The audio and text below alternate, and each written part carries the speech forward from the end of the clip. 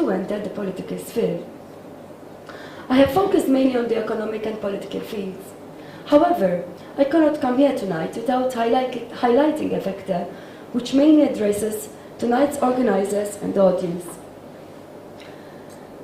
There are 20 million Muslims in Europe, 12 million of which are women.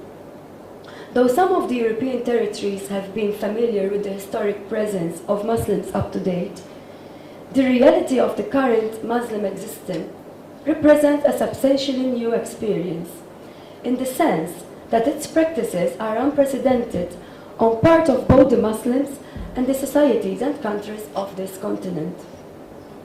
Muslim women continue to be associated in European public opinion with low employment levels, scarce upward social mobility, and infrequent success in highly paid professions, conservative moral positions vis-à-vis social relations, and traditional religious practices and beliefs. They are often accused of choosing to segregate themselves voluntarily by embracing backward and inhibiting religious values, and by refusing to empower themselves through education and employment, which are considered to be the best recipes for steering away from socio-economic failure societies and countries of this continent. In fact, the way Muslim women dress and cover their heads is a topic of fierce and emotional debate in Europe. Some non-Muslims see it also as a sign of rejection of modernity and even of radicalization, and many believe it is a sign of women's submission to male power. The debate is made more strident by the simple fact that Europe was not socially and culturally prepared for the post-war World War II influx of immigrants.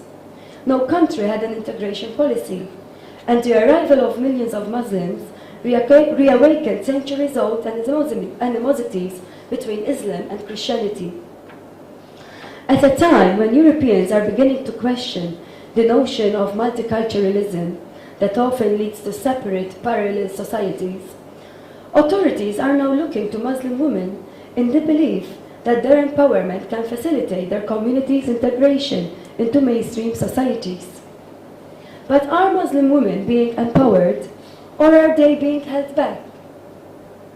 Muslim women themselves, better educated and more experienced than their mothers and grandmothers, are beginning to grapple with the obstacles and abuse facing women in both their communities and in the broader society. Coming closer to home, one could say that all the issues pertaining to Muslim women in Europe apply to a certain extent to us in Malta. The Labour Party has, especially since my husband took over as a leader, always insisted that it's the home for everyone, the progressive, the moderate, and the liberal, irrespective of sex, sexual orientation, or religion. This is in fact entrenched in our party's statute. The Labour Party is well aware that in Malta exists a Maltese Muslim minority, which, because of the very fact that it is a minority, might have issues and needs which are different to those of the majority. The Labour Party considers the Muslim community in Malta as an enrichment and a contribution to the diversity of Maltese society.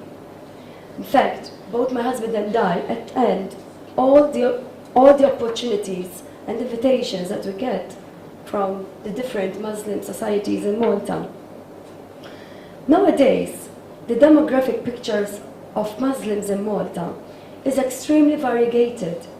It includes old immigrants and new immigrants, as well as converts and Maltese-born Muslims, new generations of Muslims who are Maltese citizens but have an immigrant descent.